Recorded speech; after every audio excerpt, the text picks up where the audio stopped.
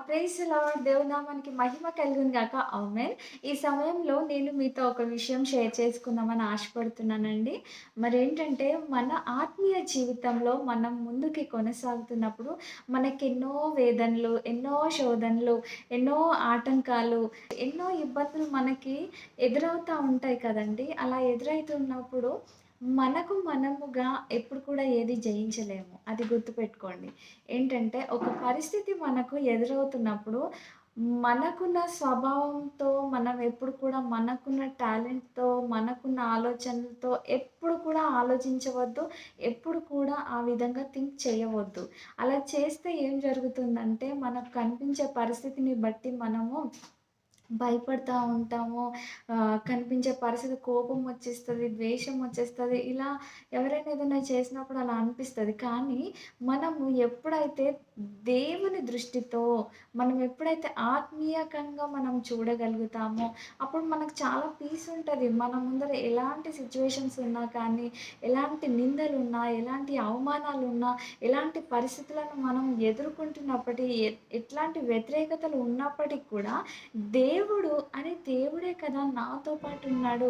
ఆయనే కదా యుద్ధం చేయువాడు. దేవుడు ఏం చెప్పండి, నీ ముందర నడుచు వాడను నేనే, యుద్ధము చేయువాడను నేనే అని ఆయన వాక్యం సెలవిస్తుంది కదండీ! మనకు మనగా ఏం చేయలేము. దేవుడు మనతో ఉన్నాడని మనం ఎప్పుడు కూడా గుర్తెరగాలి. అలా ఉన్నప్పుడు మనము ఎక్కువగా టెన్షన్స్‌కి గురవ్వము.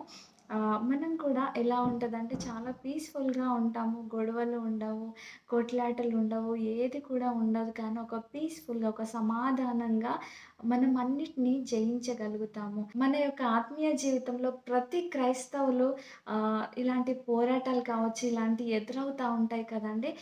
సింపుల్ అండి. మనం ఏం లేదు, దేవుని పైన ఆధారపడి కంప్లీట్‌గా దేవుని నుంచి వచ్చే ప్రతి మాటని మనం రిసీవ్ చేసుకోగలిగితే సరిపోతుందండి. అప్పుడు మనకు సమాధానం మన వెంట పరుగెత్తుతా ఉంటది. ఆయన ఆశీర్వాదాలు మన వెంట పరిగెత్తుతాయండి. ఎందుకంటే మనం చింతించుట వలన మన మూరడు ఎక్కువైనను, తక్కువైనను మనం చేసుకోలేము. అందుకే దేవుడి వాక్యమే సెలవిస్తుంది కదండీ! ప్రయాసపడి భారం మోస్తున్న సమస్త జనులారా నా యొద్దకు రండి. నీ యొక్క భారము నా మీద మోపుము. మన భారాన్ని ఎప్పుడైతే దేవుని పైన వేస్తామో, దేవుడే దాన్ని సాల్వ్ చేసేవాడిగా ఉంటున్నాడు.